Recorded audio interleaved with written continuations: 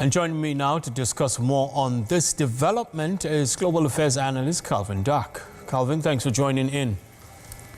Thank you. So the heat is on.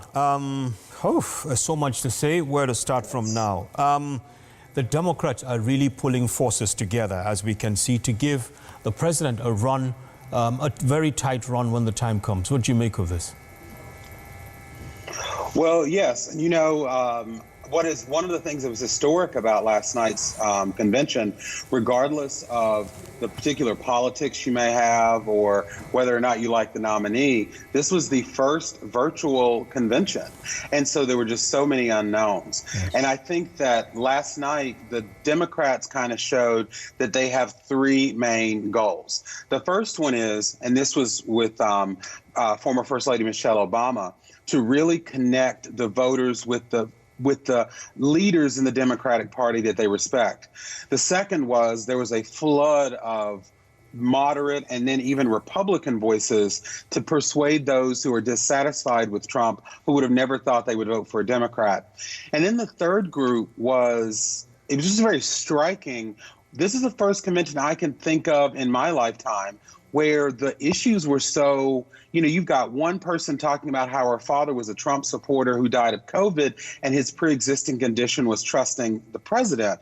You've got the brother of an African-American man that was killed by the police that sparked riots during a pandemic, and that was just Monday. So I think the Democrats are really showing there's so much at stake and that this is more complex and more complicated than we've ever done in recent history. Yes, and we're talking about issues. Do you think, or rather, what's your take on the Black Lives Matter playing a key role in this? Well, I think that that's one of the main contrasts that you're going to see this week versus next week, because the Democratic Party and, those who call themselves Democrats, for the most part, embrace Black Lives Matter in what it represents and in what it's trying to accomplish.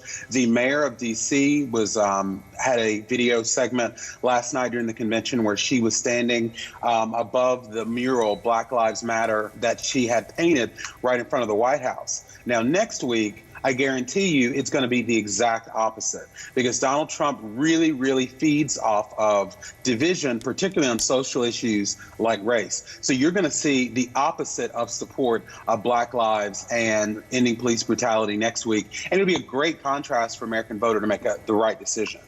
He calls this the most dangerous election ever. Why do you think so?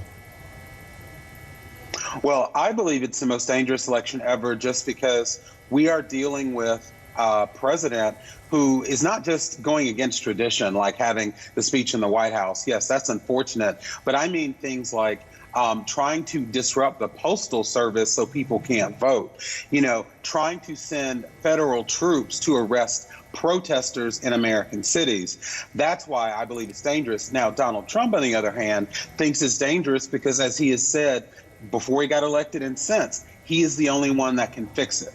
And so in his mind, anything that doesn't foresee him having a second term is dangerous, which just shows you where his mind is at.